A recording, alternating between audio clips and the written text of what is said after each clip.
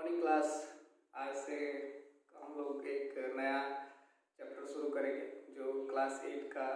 इतिहास है, हिस्ट्री है। हम लोग उसको पढ़ना शुरू करेंगे आज से।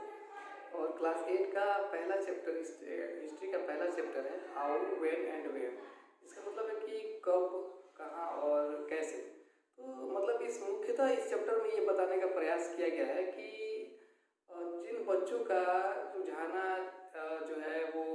इतिहास के प्रति नहीं है, जो लोग गलत अवधारणाएं बना करके रखे हैं कि इतिहास जो है वो बहुत ही बोरिंग सब्जेक्ट है, इसको पढ़ने से कोई मतलब ये पढ़ने से बहुत सारा समझ में नहीं आता है, डिफिकल्टीज होती है, समस्याएं उससे उत्पन्न होती हैं, ज़्यादा दिन तक हम लोग किसी एक चीज़ को याद करके नहीं रख सकते हैं।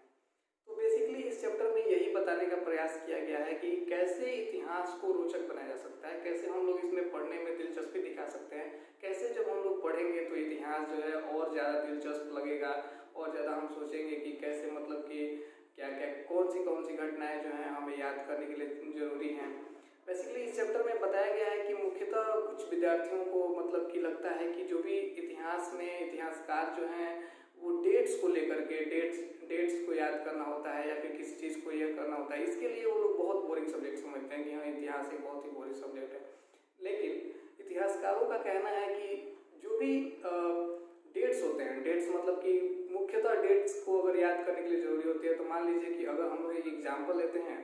तो अगर जैसे कि बात किया जाए कि एक क्लास के बारे में, जैसे आप लोग के बारे में बात किया जाए, तो आप लोग उसमें से किसी एक व्यक्ति को खड़ा करा करके अगर पूछा जाए कि आपका जन्मदिन कब है, तो आप मतलब वो व्यक्ति अपना जन्मदिन तुरंत बता सकता है कि हाँ उसका जन्मदिन कब है। वो व्यक्ति संभव ये भी हो सकता है कि वो व्यक्ति मतलब कि अपने किसी बहुत ही घनिष्ठ दोस्त का मतलब कि जन्मदिन उससे पूछा जाए कि आपके मतलब प्रिय दोस्त का जन्मदिन कब है, तो ये भी बताने में वो एकदम सक्षम होगा, तुरंत बता देगा कि हाँ उसका जन्मदिन इस समय को है। तो मतलब कुछ ऐसे डेट्स होते हैं जिनको हमारे लिए याद करना जो हमारे लिए बहुत ही मतलब आसानी से याद हो जाते हैं, उनको हमारे याद करने में कोई तकलीफ नहीं होती है। ठीक है, तो ऐसे डेट्स को याद करने में हमें कुछ घटनाएं होती हैं, मतलब कुछ घटनाएं हमारे साथ देती हैं जो कि मतलब उस घटना को हम याद रखते हैं, तो वो घटनाएं हमें उस डेट को भी याद करने के लिए प्रेरित करती हैं। जैसे कि मान लीजिए कि क्लास में किसी और अन्य बच्चों से पूछा जाए कि आपके किसी अन्य मित्र की, जैसे क्लास में किसी और बच्चे की जो कि उसका काफ़ी घनिष्ठ मित्र नहीं है, उसका जन्मदिन कब है, तो वो जरा बताने में हिचकिचाएगा या फिर मतलब एक अनुमान लगा करके वो बता भी सकता है। तो जब ये अनुमान लगाने की जो ये मतलब वो होती है,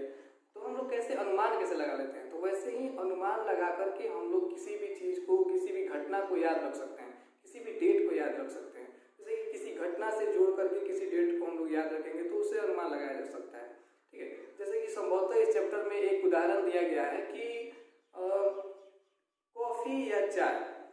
या चाय पीना अचानक शुरू हुए क्या मतलब कि कोई एक डेट बता सकता है क्या कि मतलब कि कब से कॉफ़ी पीना शुरू हुआ या फिर कब से चाय पीना शुरू किया गया। तो ये मतलब कोई अचानक से कोई भी व्यक्ति इसका डेट नहीं बता सकता है कि किसी दिन कोई व्यक्ति उठा और सुबह वो कॉफ़ी पिया तो उस दिन से कॉफ़ी पीने की अवधारणा बन गई और उस दिन से सभी लोग कॉफ़ी पीने लगे। ऐसा नहीं है, ये इस तरीके से किया गया कि मतलब बहुत दिनों तक किसी भी घटना को मतलब किसी भी चीज़ को चलने में उसमें एक प्रोसेस लगा। ठीक है, तो वैसे बहुत सारी समस्याएं बढ़ी, बहुत सारे मतलब ऐसे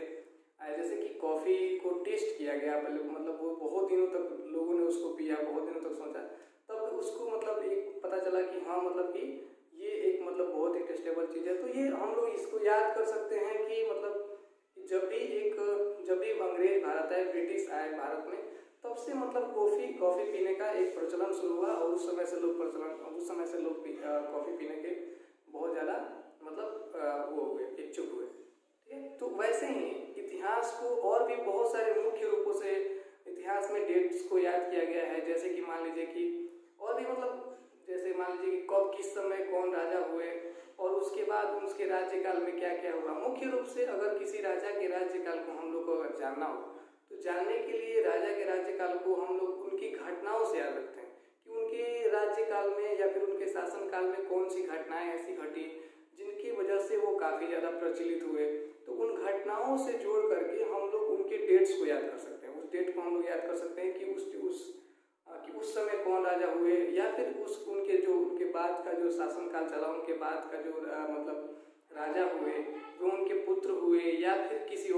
किसी और व्यक्ति को उनके राजा को उनके गद्दी पर बैठाया गया था। ठीक है, तो ऐसी ऐसी मतलब चक्र चलते रहे। ठीक है, तो इस मतलब चैप्टर में यही बताया गया है कि मतलब कि किस तरीके से हम लोग इतिहास को एक रोचक विषय बना करके, मतलब कि एक दिलचस्प विषय बना करके कि पढ़ सकते हैं, कि हमें उसमें पढ़ने में थोड़ी सी रुचि होगी। और भी बहुत सारा ऐसी कोर्स भी, जैसे कि मान लीजिए कि बहुत सारे रोल्स रॉय हुए हमारे देश में, तो किसी एक व्यक्ति के रोल्स रॉय को हम लोग याद कर सकते हैं। जैसे वारेन हेस्टिंग जो है वो 1772 ईस्वी में हमारे देश के गवर्नर बने थे। तो ऐसे ही अगर लिस्ट तैयार किया जाए तो बहुत सारे लिस्ट तैयार हो सकते हैं वारेन गवर्नर जनरल्स के, जो उस समय हमारे देश में उस समय राज्य के थे, शासन किए थे। लेकिन अगर हम लोग बात करें उनके मुख्य बातों की, जैसे कि वारेन हेस्टिंग्स के जीवन में क्या क्या हुआ, तो इस समय इस तरीके से हमें उनके शासनकाल को, उनके डेट्स को याद करना काफ़ी ज़्यादा इंटरेस्टिंग रहेगा। ठीक है, तो हम बेसिकली हम कहना चाहते हैं कि अगर किसी भी चीज़ को, इतिहास में किसी भी चीज़ को हम लोग डेट्स के अनुसार जोड़ करके, डेट्स के अनुसार हम लोग जोड़ें, डेट्स को घटनाओं के अनुसार हम लोग जोड़ें, तो घटनाओं के साथ साथ हमें वो डेट्स भी याद रह जाएंगे, कि कहीं मोटा मोटी हम लोग अंदाजा लगा सकते हैं कि इस वर्ष ये घटना घटी होगी, तब हम लोग मतलब कि उसको हम लोग बेसिकली बता सकते हैं। तो इसी क्रम में हम लोग आगे बढ़ते हैं और देखते हैं अगले टॉपिक की तरफ। तो अगला टॉपिक है कि कैसे हम जो है आज के समय को उस समय के साथ कंपेयर कर सकते हैं। तो जैसे मान लीजिए किसी भी चीज़ को हम लोग किसी भी वस्तु को या फिर किसी जगह को हम लोग किसी स्थान को हम लोग देख करके कल्पना कर सकते हैं कि उस समय का जीवन क्या रहा होगा, उस समय के जो लोग रहे होंगे उनका रहन सहन क्या रहा होगा। तो इसमें ये बताने का कोशिश किया गया है कि हम लोग किसी भी समय को तुलना कैसे कर सकते हैं। मतलब कि जैसे मान लीजिए कि अगर हमारे पास कोई चीज़ है, मतलब कोई पुरानी चीज़ें हैं, तो हम ये ज़्यादा मतलब हमारे अंदर ये इच्छा नहीं होती है, जैसे कि हमारे पास कोई चीज़ रखा हुआ है तो हमें ज़्यादा ये इच्छा नहीं होती है कि हम उस चीज़ के बारे में जानें कि कब ये चीज़ बना, कैसे ये बना, किसकी ज़रूरत क्यों पड़ी। लेकिन जैसे ही हम एक जगह से दूसरी जगह जाते हैं तो मतलब हमारे जिज्ञासाएं बढ़ जाती हैं कि हम ये जानने के लिए बहुत ज़्यादा ही मतलब ये उत्सुक हो जाते हैं कि हम ये मतलब जो चीज़ें हैं ये कैसे बनी होंगी, इसको बनाने की क्या ज़रूरत पड़ी होगी, और उस समय मतलब ये जब बनाया गया होगा तो क्या क्या समस्याएं आई होंगी। तो इन सारी चीज़ों पे लोग जो हैं वो बातें करने लगते हैं, सोचने लगते हैं। तो इसी क्रम में क्या है कि इसी क्रम में जो ब्रिटिश भारत में रूल करते थे, तो उस समय कुछ लोगों को अपना मतलब व्यापार बढ़ाने के तौर पे मतलब क्या करते थे कि कुछ लोगों से मतलब कुछ समय तक मतलब भारत में जो है नक्शे की विकसित हो चुकी थी, नक्शा बन चुका था, जिसके कारण वो लोग व्यापार कर सकते थे। तो ठीक है, तो वो गांव के लोगों को ये उकसाते थे कि मतलब जितने भी जहाँ वो लोग राज करते थे, ब्रिटिश राज होता था, उस गांव के लोगों को, उस राज्य के लोगों को वो लोग उकसाते थे कि आप हमें कुछ कर दीजिए, मतलब कि टैक्स दीजिए, जिसकी वजह से हम आपका प्रोटेक्शन करेंगे। जैसे कि मतलब अगर आप पे कोई क्षति होती है या फिर अगर कोई प्राकृतिक दुर्घटना होती है, ठीक है, फसल बर्बाद हो जाते हैं या फिर मतलब किसी और तरह की कोई दुर्घटना होती है, तो हम आपकी आर्थिक सहायता करेंगे। ठीक है, तो ऐसे कह के मतलब कि जो ब्रिटिश होते थे वो भारत के लोगों को लुभाना देते थे, या फिर ऐसे ना कभी क्रूर सा कभी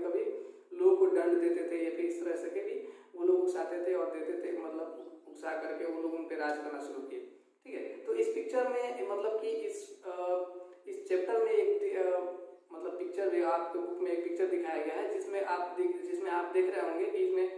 इसमें एक व्यक्ति जो है, कि गांव का एक व्यक्ति जो है वो कैसे अपने गांव के नक्शे को ब्रिटिश को दे रहा है। मतलब कि इस चैप्टर में दिखाया गया है कि वो अपने नक्शे को देते समय काफ़ी खुश है कि वो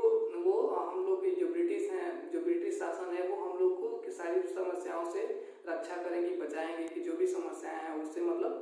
थोड़ा सा उसे प्रोटेक्शन मिलेगा। लेकिन ये इतिहास जब लिखा गया होगा तो ब्रिटिश के जो लेखक रहे होंगे, जो अंग्रेजों के लेखक रहे होंगे, वो अपने हिसाब से इस किताब को लिखे होंगे। जैसे मान लीजिए कि वो मतलब कि वो लिखे होंगे ये कि ब्रिटिश शासन भारत में आई तो भारत के लिए वो बहुत ज़्यादा हितकारी साबित हुआ। जैसे कि भारत के लोगों को वो रहना सिखाया, यहाँ के लोगों को वो डेवलप बनाया, मतलब यहाँ में स्कूलें खोली या फिर बहुत सारी चीज़ें वो अपने हिसाब से वो अपनी कंपनीज का तारीफ करते हुए बनाएंगे, लिखेंगे बुक्स को। वैसे ही अगर हम लोग दूसरे साइड में आते हैं तो तो देखते हैं कि जो हम लोग किसी अपने भारत के नागरिकों का अगर हम लोग किताब पढ़ते हैं जो कि यहाँ के लोगों ने लिखा है, तो उसमें हमें ये पढ़ने के लिए मिलेगा कि काफ़ी ज़्यादा अंग्रेजों के द्वारा प्रताड़ित किया गया लोगों को, टैक्स के लिए काफ़ी ज़्यादा बेवश किया गया, टैक्स समय पर नहीं देने पे उन्हें काफ़ी ज़्यादा मतलब और भी ज़्यादा आर्थिक मतलब और भी ज़्यादा उनको दंड दिया गया, या फिर किसी तरह से उनको ये समझाया कि मतलब किसी न किसी तरह से उनको प्रताड़ित किया जाता था कि हाँ आप अपने टैक्स को समय से भरें, या फिर झूठे वादे करके मतलब कि उनको ये समझाया जाता था कि हम आपकी रक्षा करेंगे, लेकिन वो समय पे हो नहीं पाता था।